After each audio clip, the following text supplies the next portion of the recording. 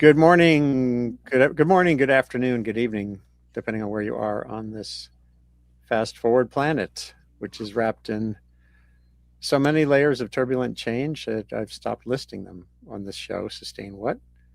Geopolitical, geological, climatic, and social through the information storms around us. And what we try to do on this show is navigate forward toward solutions. There's no quick fixes to systemic problems. This is Andy Revkin, 43 years on the beat in my cabin in Maine, where spring is slowly springing. And I'm really glad to bring together some very important scientists with a focus on the importance of sustaining observations of the world around us. If you want to understand change, you have to know history, and you have to have scientific capacity to collect data, and you have to understand how that can create pictures going forward. And we've had a long-term habit of discounting the importance of consistent, sustained monitoring of vital signs. We do it with ourselves when we go to the doctor, if you go to a doctor every year. But for the planet, as you'll hear in a few minutes, it's a tough sell, and it shouldn't be. Sustaining long-term science in a short-term world is the way I've titled this conversation. And we're going to dive right in. We're going to start through the lens of carbon dioxide and the work of Charles David Keeling, and then his son, Ralph, who's here. He's on your screen, the next from the bottom. Ralph, I assume, are you at Scripps? Are you in California somewhere? Actually, I'm on a somewhat extended visit to Bergen, Norway, where Ah, spring is also springing very slowly. yeah, it would be. Oh, that's cool. And we also have Betsy Weatherhead, who's just below me here, who's for decades has been a researcher focused on this integration of data and technology and science, and then how do you integrate that with decision making?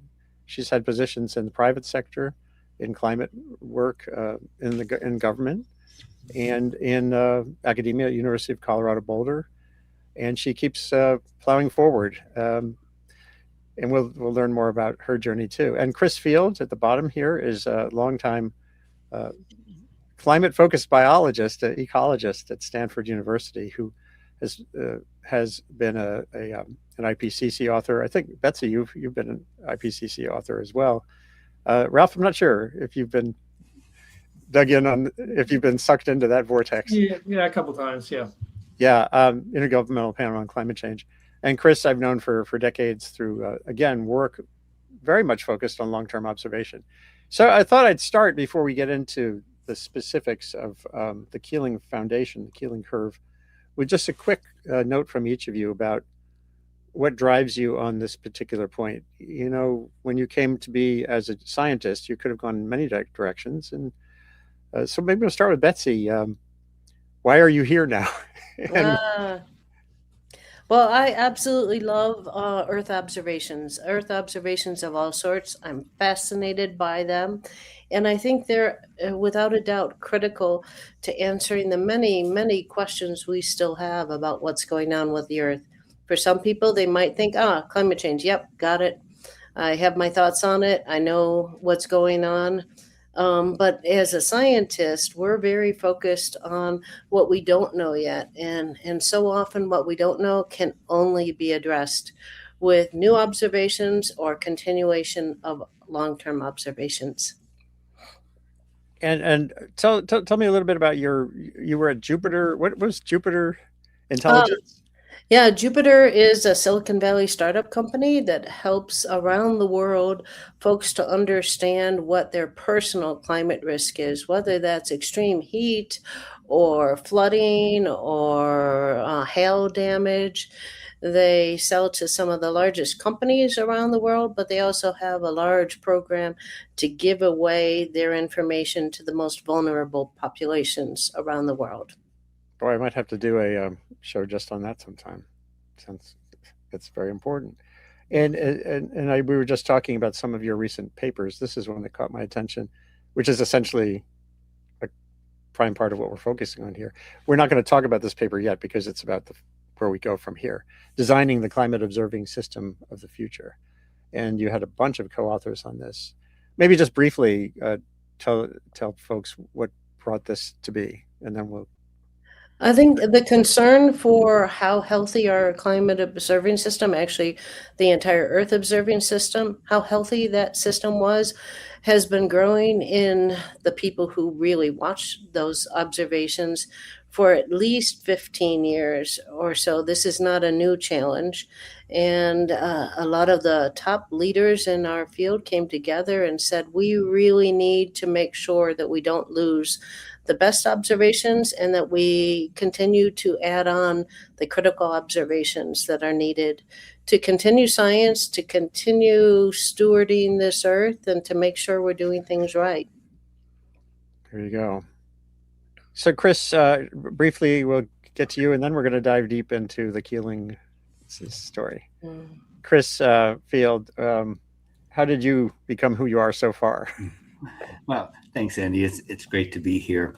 And I think the critical thing that has made me focus on observations now and throughout my career is we really have transitioned from an era where climate change was about projected futures, something our children or grandchildren might experience, to something we're seeing now. And that's certainly true for meteorological variables, for temperature and precipitation, but it's also true for the ecological world around us, when plants bloom, whether or not forests die, and a long-term record of what's happening is more than anything else a potent reminder for people that they do live in a changing world, a world that has changed substantially during their lifetimes, and that we can document. And as Betsy says, if we can't document, we can't really explore the underlying mechanisms and make sure we've got them right. Right.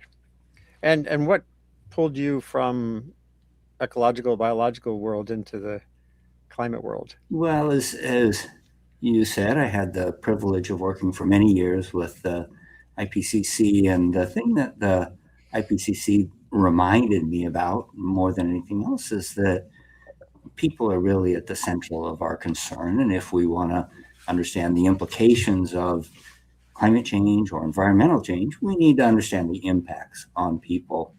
And that's the impacts on agriculture, on economies, on individual relationships. And it also is deeply tied up with how we depend on nature. So those threads all kind of combined into what I think of as an incomplete fabric, but a fabric that points to a whole bunch of things we need to do in order to maintain a sustainable planet. There we go. So, Ralph, here's you and here's your dad. I was lucky to know you both.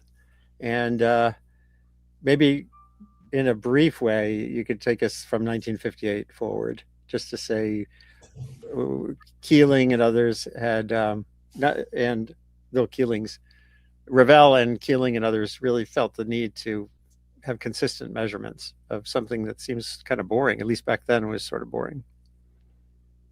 Yeah, okay. So I guess, seems like I was brought into this world to channel my father, among other things. So, and people who knew him probably think I'm doing a pretty bad job of it, but you're asking me to do that here, so I'll try. He of course, was the first to make consistent high quality measurements of atmospheric carbon dioxide, demonstrating that carbon dioxide was building up and therefore setting in motion the whole dialogue about what's going to happen and what should we do about it. I mean, he was kind of got into this a little bit haphazardly, just like anyone in their career. He was a chemist and loved the outdoors and was enamored with the Western U.S., even though he hadn't grown up there. So he took a postdoc at Caltech in L.A. without being sure what he was going to do, but he just wanted to be in the outdoors. Eventually set on a project that included, as kind of a minor component, measurements of atmospheric carbon dioxide. But then, like he tended to be, he got obsessed with making the measurements really well. and learned a bunch of things about the atmosphere and how to do measurements that made him the right person at that moment to lead a big program to track changes in carbon dioxide that was being spearheaded by Roger Revelle and others. And that included as one component measurements on Mauna Loa, Hawaii, which has become known as the Keeling curve, which is the iconic record showing the rise over time. Right. And he continued those measurements until he passed away. I mean, there are lots of, this is showing lots of different milestones, but those measurements, as I said, set in motion a dialogue. They already were high profile. Within a few years, they were used as part of a White House report on the environment. They were foundational to the Charney report, which was basically the consensus document saying, yes, climate is changing, and we understand it enough to know that it's a big concern, and it's caused by fossil fuel burning, among other things. And then, the question of what to do about it, IPCC and so forth. But all this is going along against a backdrop of what? Of rising CO2. Right. So as much as people are working on doing things, the underlying problem is still there. CO2 is still going up and up and up and up. So that's what this slide shows, this sort of relentless rise against a backdrop of dialogue. Yeah. But I've used that before in the context of even my own reporting. In journalism, you kind of think, oh, my stories will make a difference. In my 1988 global warming story is way back there on the, and it's humbling. It's humbling. I think, to me, looking at this is a recognition that the energy needs of humanity have dominated our climate concerns through all of time, and still bending that curve is a challenge, largely because of that. There are other issues like disinformation and the like, but it's until we come up with technologies and ways to provide abundant energy where it's needed, the services that energy provides, we're on a long path to a lot of climate change. And Chris, maybe a quick thought on that, and Betsy. And does this humble you? Well, or what is it? How does it activate you one way or the other? It certainly is frustrating to see that the rise is so continuous and appearing to be unending, and you see the same thing with the emissions trends. But there are lots of pieces of good news, and I think it's clear at this point that we would see higher atmospheric CO2 than we now see if it weren't for technology developments and for policy nudges. And I think that all of us, like you, Andy, have been maybe too optimistic about the speed with which we could come up with solutions. But that doesn't mean that there are not solutions underway. Sure. My sense is that the last few years have seen some step changes in things like the affordability of carbon-free energy. Absolutely, and there'll always be lag there. This curve is being forced in ways that you can't quickly see some change. There were a couple of moments when there were blips. One of the things that's striking is that we know that the CO2 increments are the largest when we have a big El Nino, that the ocean is less good at taking up CO2, and under those conditions, it's also the case that the tropical forests are less good at taking up CO2. One of the most striking features of the Keeling curve is the fact that you see that annual breathing of the biosphere, and it really shows the leverage that the natural world has over the climate. Absolutely. If I was more adept, I could go to that very graphic here. Back to you, Ralph, in the context of recent events. You have founded, I remember the first time you reached out to me about this was probably maybe 2 years ago. Could it be? Yeah. There was this need you were feeling, not just to sustain the budget for the instruments and the operations on the mountain in Hawaii, but this wider issue of supporting human capacity to observe environmental change. Can you talk a little bit about how that conversation built? And then I'm going to get back to Betsy on this question too. Sure. So yeah, my father, didn't just keep these measurements going with the flip of a switch. There was a lot of work involved, and there were times when the funding would dry up. There was a period in the 60s when the funding really ended, and he had to scramble to get a new source of funding from the National Science Foundation. And so he really appreciated that the data were going to be important in the distant future, and worked very hard to do that. But his story of seeing the value and staying it is really an archetype for a community doing similar things today.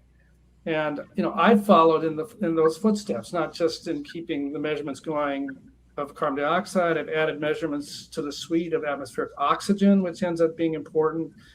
But there are people measuring other gases, there are people tracking forests, there are people tracking changes in the ocean. It's super valuable. And in most cases, or in many cases, the funding streams are precarious. And the fact that we have those data is really heavily dependent on the dedication of the people in the trenches who see the value in it. And I've personally been in situations where I wasn't sure where the funding was going to come from, and colleagues or friends have said to me, "Well, Ralph, they're just not going to let that happen. It's too important. They're not going to let that happen." And my reaction is, that's great, but there's no they. So my feeling was, okay, let's start to build a they who pays attention and notices, and maybe there's no silver bullets and magic wands here, but at least there's people who care, who'll do what they can to make the most critical measurements sustainable. So that's really the purpose of the foundation. And you've reached out across all the dimensions of Earth and science, from biology to the rest in this effort, which I think is very creditable. I remember reporting on the work of the long-term and ecological LTER and NEON, these long-term observatories, and of course, one of the prime phenomena there is there are not a lot of punctuation marks. It's gathering data that can be used over time to build a better picture, but it's hard to get a headline. And what I'd like to do now is play you a clip from a scientist who has not been part of your worlds mostly, and who's a total curmudgeon when it comes to climate change. Will Happer from Princeton, who I interviewed in 2017 for ProPublica when I was there, when he was being vetted as a science advisor for Trump. He ended up in the National Security Council briefly. But listen to what he said. And this to me gets to the value of talking to everyone, because if I just talked to him about CO2, we would have just been yelling at each other, because he thinks it's great. But listen to what he said here, and then we'll talk about it. One of our problems, say, in climate is that, there you need long-term good science, for example, long-term temperature records, long-term records of CO2. And it's very hard, for the government to support that kind of stuff, because, you go to Congress and they say, isn't that what you were doing 20 years ago or 50 years ago? Right. Yeah, measuring temperature, aren't you finished yet? Right. Of course not, but believe me, it's extremely difficult to maintain that network. They're always trying to shut it off to get the money for some harebrained, new scheme, new silver bullet. Absolutely mind-blowing, because I try to show this because it demonstrates to me that this is not necessarily a partisan issue. If you want to have a constructive debate about what to do about an environmental change, you need data that everyone can agree on. And of course, this administration has been trying to shut down a lot of sources of data that are inconvenient. But at the same time, people like Will Happer can be a constructive part of the discourse. In theory, it's. I don't know what you all think about that. Maybe Betsy, and then we'll go around a little bit. Is it does it need to be as partisan as it's been, or do you feel that it's not as partisan as I think it is? I don't think it needs to be as partisan as it may appear, and in fact, the more I talk to people on both sides of the aisle, the more I find agreement, and if anything, what I find is curiosity from the right, sort of. But I thought this, or I thought that, and just having a frank conversation is useful. Um, I think that one of the challenges we have with respect to the long-term observations, which hasn't been brought up before, is how difficult it is on a technical level. And I don't think I'm going to get into too much technology right now, but our ability to monitor the Earth keeps improving. We keep getting better satellite capabilities. We keep getting new instrumentation that doesn't require a human being to be out there looking at a thermometer in order to understand it. And we think that sometimes we can think that that improvement in technology just automatically turns into useful observing of the Earth. But in order to have those observations be useful, first of all, they need to be funded. But second of all, they need to be interpreted by scientists who understand them. And anytime there's a change in how we monitor the Earth, going from mercury thermometers that have been used for many hundreds of years to some of our more modern techniques, the matchup between those data sets really is not a trivial issue. We have to often work at that pretty hard in order to not have some discontinuities in our data sets, and those discontinuities can kind of ruin everything if we understand the questions we're trying to ask. So I just want to say that it takes honest brokers of science to stay at it even when it's boring, like Ralph's dad. We need to do that, but we also need to have everything be as transparent as possible, so that it is nonpartisan, so that we are really clear about what we know, what we don't know, and where we're at and where we want to be. That's a great summary. Chris, thoughts? I might just do a shout out to the way that Dave Keeling and Ralph now have maintained the CO2 record as not feeling politicized. If you look at the temperature records, there has been a lot more controversy about whether even the careful observations that Betsy talks about might have been corrupted by the style in which they were being analyzed, or whether people were correcting for all of the little wiggles in the satellite orbits. And I think there has been a sense in which climate skeptics have attacked the data sets that they found most inconvenient, as you say, Andy, but they also have attacked the ones that feel like they've been politicized. And one of the things that is so useful about the CO2 record is that everybody understands it. You just go out there and measure it. You don't have a red or blue flask, and you don't have a red or blue mass spectrometer. You just measure it. Right. That sounds so valuable too. It's a valuable reminder. And when I was at the New York Times still, I reported quite a bit about controversies over temperature data across the United States. John Christie and his team had done work, and then there was other work by others. And when they finally got together, they were able to reconcile their differences to a large extent. The Huntsville, Alabama work and the other work.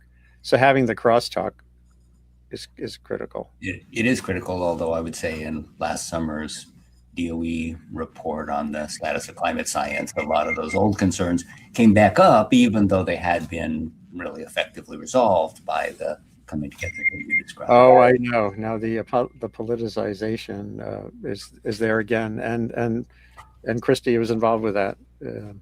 Yes, we've done some discussions here on that issue too. Ralph, in making your case for the foundation and for the general principle of boosting the sustainability of sustained observation, have you come across examples where you got traction where you might think you wouldn't get traction? I know. Well, actually, Congress has pushed back, as it always does, against presidential cuts in budgets. But I don't, on a more personal basis, do you see signs that there can be a progress on the funding here? Yeah, I mean, one of the dialogues that I'm hoping to advance is to queue up interested philanthropies. And it's a hard sell because it looks like something that's, long-term measurement support is kind of a curation. And most philanthropy these days is kind of more venture philanthropy. You want to seed something and then it goes viral and you walk away and it takes off on its own. But I mean, I think there's room for it, and there's science philanthropies that clearly have an interest in these kinds of things. So, but it's a little eccentric in what needs to be done there. But it's not just about philanthropy; it's about making sure that the government scientists get their support. So it's the dialogue of how that's important. It's also just putting a spotlight. I think this is Betsy's words, just putting a spotlight on how important it is in the public arena, right, so that it's recognized, because that reverberates through all arenas and can lead to support. And by the way, it's not just about money. It's about people. It's about succession. It's about, who takes over when my father passes away, as in this case as it was, or yeah, I mean, how do you get young people trained up and interested in it? So having a buzz around it will help all of those things. And having people understand why this matters to them. Here's an example. I've, again, somewhere way back in the times, I remember writing about the decline in stream gauges, just monitoring stream flow, which is very much a safety issue as much as a scientific issue. That data has values across these arenas, and this shows again. This was in 2024. Floods destroyed a lot of homes in this region. No flood gauges, no warning. 99% of U.S. streams are off the radar. That seems to be a problem to me, and I think it's also a way to sell the general idea that if you're not monitoring things, you're building your vulnerability too, in a direct way. Maybe Chris. I think that's exactly right. I think the U.S. has always had kind of a narrative problem that we'd use resourcefulness and pluck to be able to solve challenges as they come up. And I think a more precautionary principle has informed the narrative in other parts of the world, especially in Europe, where there's been a greater recognition that preparation not only makes it easier to get through challenging natural disasters, but it also makes it a lot cheaper. And the evidence for very high benefit to cost ratios of these monitoring systems is just profound. Often the benefit cost ratios are greater than 5, and in many cases they're greater than 10-to-1 of benefits of deploying these things, so that you have a better idea of what's coming. And I think that one of the conversations it's worth having is whether we're going to be the kind of bold risk takers who will figure that we're going to figure it out when we get there, or people who really care about our families and our environment and are willing to make some small investments to be prepared for whatever's down the road. Yeah, there were some important points made a minute ago about philanthropy. I was at National Geographic Society for a year on the staff there. I'm still on an advisory committee. And I remember that was the first time in my meetings. I've been in regular meetings at an entity. This is the nonprofit part of National Geographic, where I kept hearing this. There's a term of art, measurement and evaluation, M&E. And they have a whole team there for grants who are trying to gauge, well, if we're going to give this money, how do we measure the impact? And that cuts against long-term observation too, because you want a story with a beginning, a middle, and an end. It isn't just politics where that arena comes around, where that issue comes around. It's in philanthropy too, I think, historically. I hope that isn't too much of an impediment for you all. It does imply this would be a hard arena to think about an endowment approach. But what you really want for these things is the predictability of an endowed an endowed funding for the basic operations of things that we all think matter. Is that, Ralph, silly to think about? No, it's not silly, although to the extent I've had conversations, it doesn't seem to go anywhere Yeah. with the community that I've been able to reach at this point. So haven't given up on that one, but it doesn't seem like that's the easy first step here by any means. No, I know. By the way, it's not unique to this question. But this is a genuine commons goods issue, and that's just the obvious way for the government to play a role. Yeah. And we can acknowledge that we don't currently have a government that's interested in this, but in the long term, that's exactly the kind of thing that government should be able to do. And certainly for some systems, this is why Congress tends to theoretically maintain support for science. It's a pretty dispersed. Science is pretty dispersed, and so every congressional district theoretically has something where that spending matters and can kick forward in a community. Although I will say, as Happer said, Congress is pretty good at also saying, well, didn't we do that already? I want to scroll through these. There's a valuable spot on the keelingcurve.org website where you talk about you're keeping track of long-term observations in the news. And here's a recent Nature paper, Precipitation Observing Network Gaps Limit Climate Change Impact Assessment. This is a really important global issue for sure. And I remember talking with Mickey Glantz there at NCAR when he was at NCAR in Colorado so many times about the data gaps in places where the most vulnerability is, where you have the least data. And that filling those gaps is as important as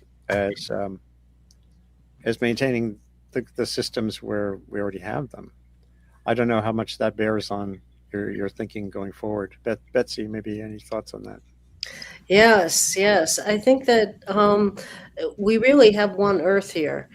And being able to observe what we'd like to observe, precipitation, but also CO2 fluxes, if that's possible, where CO2 is being emitted and where it's being absorbed, being able to understand some of the severe events that are going on, they're not limited to the United States. We want to understand what's going on around the entire world and even over ocean areas, remote areas, polar areas, because what happens in all of those areas can affect the rest of the earth. I mean, Right. There can be a scientific curiosity about what's going on everywhere, but there's also a practical aspect to this that makes it really appropriate for us as a society to be investing in what's going on more globally. We won't know unless we take the observations. We just won't. Is there I still think there's a story opportunity here too, just to get people excited about the science. The book I did in 2018 on milestones in weather and climate research had a chapter on Argo, the Argo floats. And I just and actually Will Happer in our interview, he mentioned the floats too. An observed world is a more fascinating world. This is that Argo system, which is generating data in all these really big gaps at sea, and there are more and more buoys out there. And yet, even that program, I think, was having a hard time getting its budget sustained.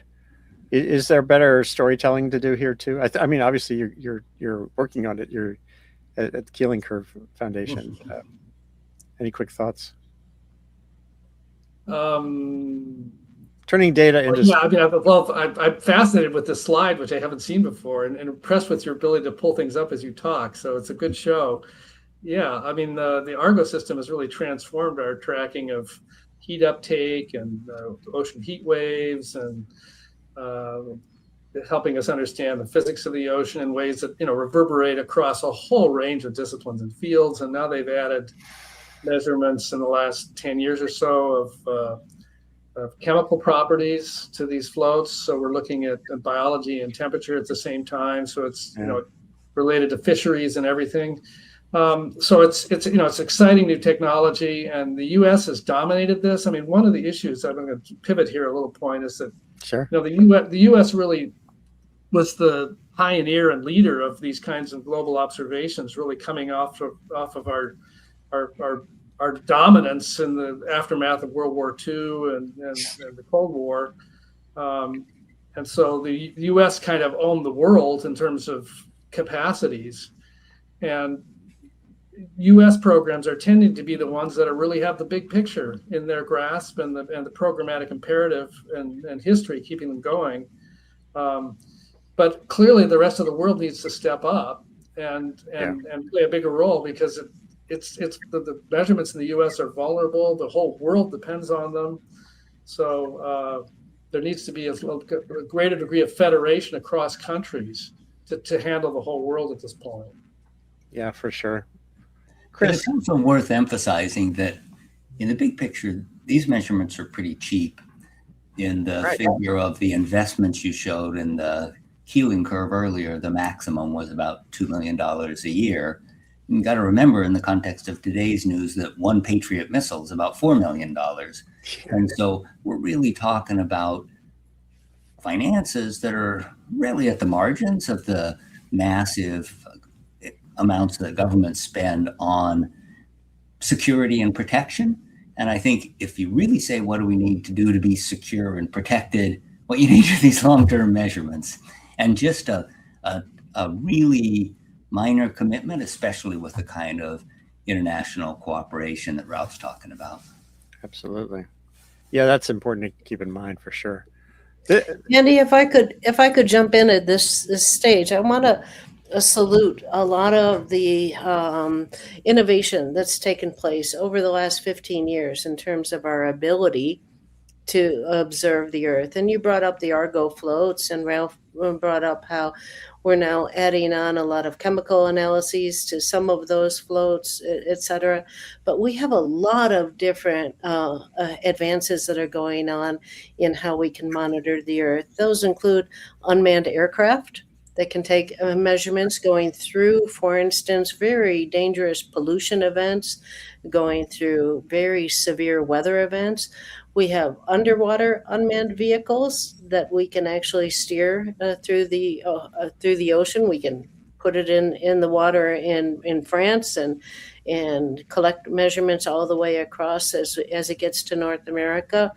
We even have innovations with respect to artificial intelligence, interpreting video cameras that show us what the fish populations are, what the ice population or what the ice environment is doing to our seal populations. We even have citizen science getting involved in very constructive ways that couldn't be done without all of the volunteers helping as they are. And in my mind, we're at the third innovation when it comes to observing the Earth, the third period of innovation. And in my mind, the first period took place right around World War I, World War II, really, was where it became operational, where we had radar and could actually observe what was going on a distance away from where our sensor might actually be. And that was all dominated by what the Department of Defense needed, and very successfully. But that now is how we're able to predict storms so well. So the first revolution of Earth observations was dominated by Department of Defense. The second sort of revolution took place around the 1970s or so, when we realized how well satellites could serve us in terms of the Earth. And that was a little bit more of a gee whiz. What can we do? What are we capable of? And in my mind, with all of the innovation that's going on right now, we're in the middle of our third revolution of our abilities. And the question really is, what's going to be the motivation here?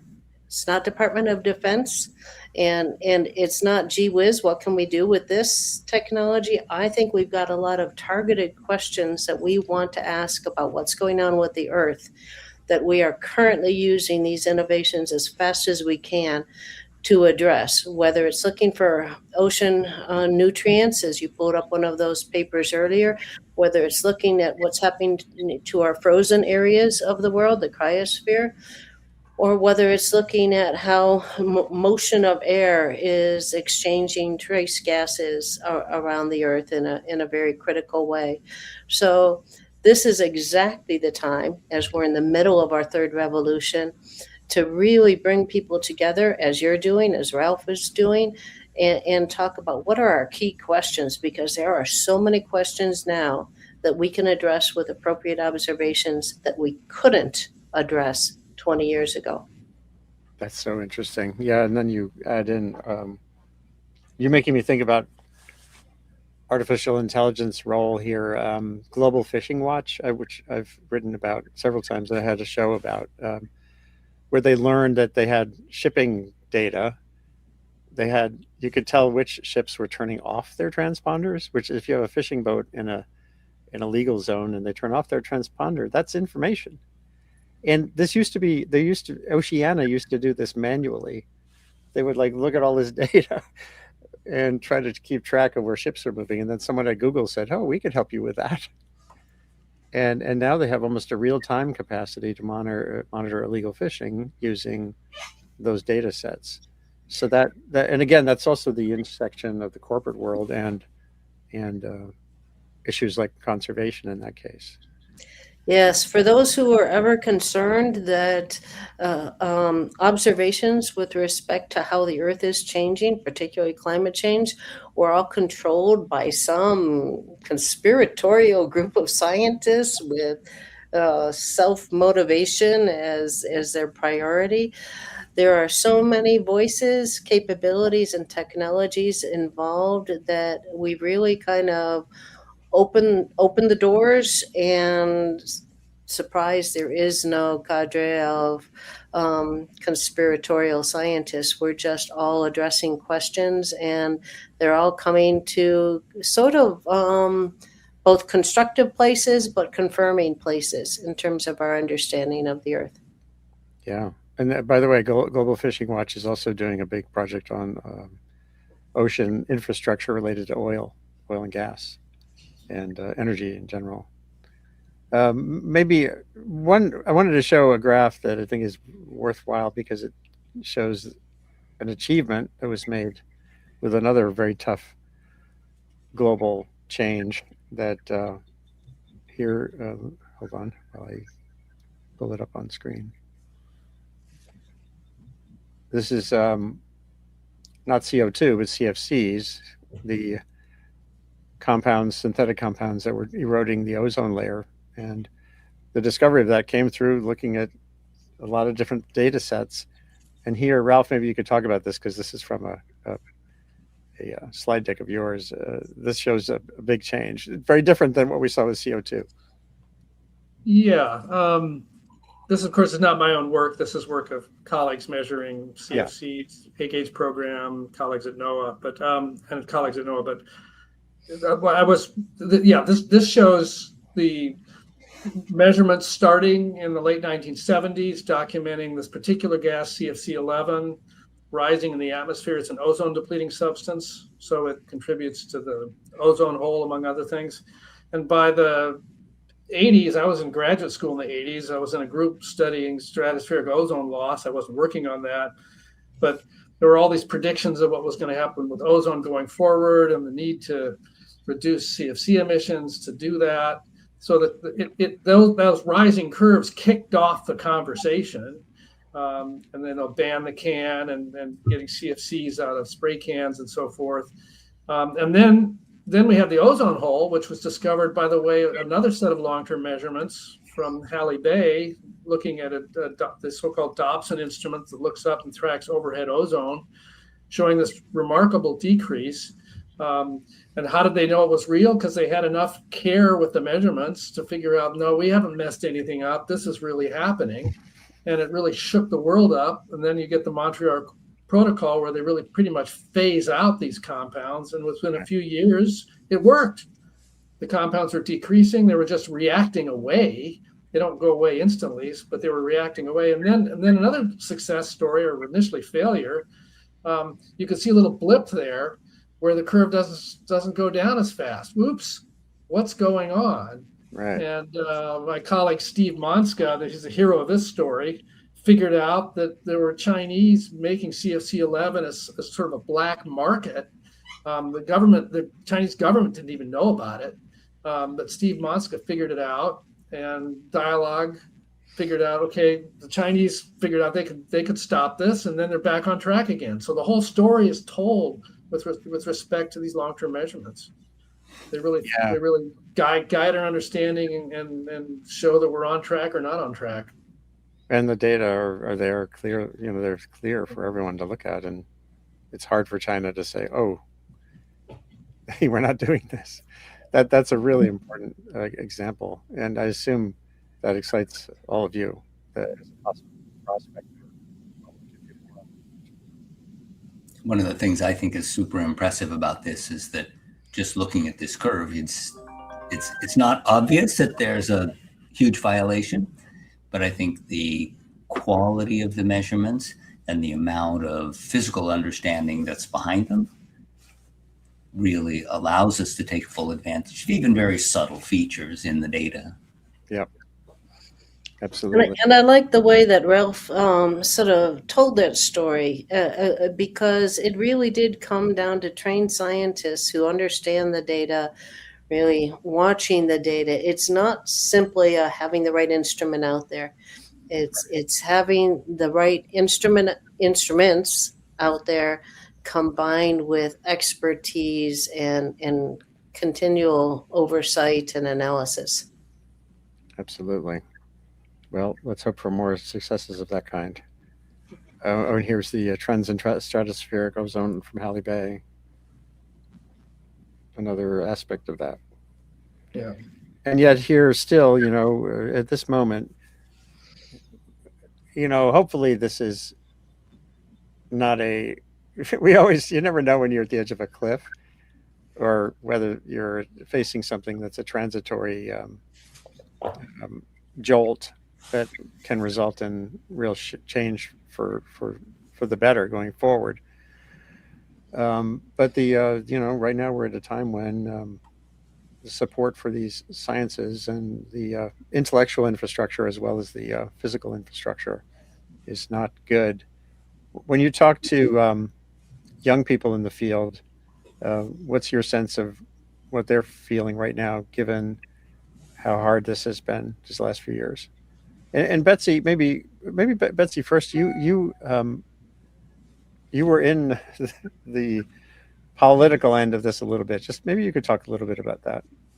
Oh, I wish I understood more about the political end of it. I was brought in to work on the National Climate Assessment, which had me working with the other major agencies, NOAA, NASA, Department of Energy, Department of Interior, on doing assessments of how climate science was going. And I really didn't get any insight into how are the congressmen on this side and that side thinking. The main thing that I really learned from there is how each of the agencies is sort of touching a different part of the elephant, if that kind of concept means anything to folks here. The sort of EPA often comes at things like, what can be regulated? How can we regulate it? What do we need to do that right? NASA is very focused on satellites. NOAA is very focused on the intersection between our observations and weather and what we can understand about particularly the ozone layer. So I have to confess that I didn't learn that much about politics. I primarily learned about how we can talk better across our different disciplines. Right. Yeah, that issue of the interagency dynamics is such a big one. I remember during the Bush administration when I was just trying to get information on the total federal budget for climate research across a dozen agencies. There wasn't an easy answer. Yep. Even when you narrow down to very specific topics, you could find sort of cultural thoughts in one direction or another. Yeah. Right. And in some cases, we've benefited from that lack of coordination. Again, I think the funding sources for the Keeling curve illustrates that lots of different parts of the federal government have contributed, as well as lots of philanthropic sources. But it also means that we haven't had the kind of ability to do long-term planning that we would have if things were more coordinated. Yeah. Diversity of activity is valuable too. There's always a balance, or like what's the word? Balance isn't. It's an uncomfortable balance between coordination and independence, Sure. perhaps. But that all the main thing that is valuable there is interaction ultimately. So there's awareness across these buckets. I don't know if basically you have the past, you have current observations, and you have modeling and scientific assessment going forward. Historically, before we close out, do you think obs have gotten short shrift, or to me, paleo work has gotten short shrift along with observations compared to the billions that have gone into the supercomputing end of things? Is part of this just getting a better, I don't want to say fair shake, a better understanding of the importance of the observation side of things? Maybe. Should I jump in on that? I guess, I mean, one thing that's happened is that the uses to which the data are put have gotten more sophisticated because they're being ingested into frameworks for deriving other variables or ingesting into modeling frameworks. And so you often need big collaborations to do that. And those collaborations are very often led by the modeling community, the people who are more on top of the computational side of things. And so the narrative in many of these fields is now being dominated by the people who are spinning computer models rather than people who are making the measurements. And I mean, that's not a bad thing, but it's just a fact of the situation. And one can have the impression that, oh, you don't need the observations because the models can tell you everything. But of course, that's not true at all, because the models are only got any validity to the extent they're tracking things that are out there in the real world. And if you want to verify that they're getting trends right, you have to hold them up against observed trends. Right. So the measurements are no less important. They're almost more important. And by the way, this fits right into the whole AI revolution, where there's a lot of optimism about all these things that can be now done that were difficult before. But still, if you want to track trends reliably over time, you need good data. AI needs good data. AI needs long-term measurements to get this right. It's going to be, building up a house of cards that doesn't stand up. So, yeah, I mean, I think the measurement world often doesn't get enough shout out in this mix. I agree with that. I mean, for someone in that position, I guess I accept that, and it's okay. Making measurements is fun, so my reward system doesn't depend that much on feedback from the community. Can I jump in with just an observation that our understanding of climate is clearly based on 4 different things. Observations are at the core, work on the underlying physics, the mechanism by which this stuff works, looking at the long-term past the paleo record, and using models. And they cost different amounts. The models are expensive to run, and they're critically important. And I think that a lot of the attacks on the infrastructure of our understanding of climate has focused on the models because it's easy to challenge models as being incomplete and imperfect. But I think the climate community has always recognized that you need those 4 fundamental pieces. And I argue that we've kind of done a decent job. If you look at the most recognized climate scientists, many of those are the people like Ralph and his dad who contributed to the fundamental measurements, which I consider kind of the core of the infrastructure on which our understanding is based. Right. It's so funny. I was Googling and found this Wall Street Journal article, which it seems to be right on this point. I can't see who wrote it. It doesn't have a byline on it. I'll have to. I'll poke at that and I'll send it to you later. AI plus Earth observation data could catalyze a world's worth of climate progress. I agree. Hold on, let me just get back to the slide deck here. Well, it's been great to have you all on board for this Sustain What chat on sustaining long-term science in a short-term world. Maybe one last round of what you would see as a sign of that we're heading in the right direction. Betsy, you have that paper on the path ahead. What's an increment that could change in the next couple of years that would make you feel people are paying attention? I think I'm already seeing it.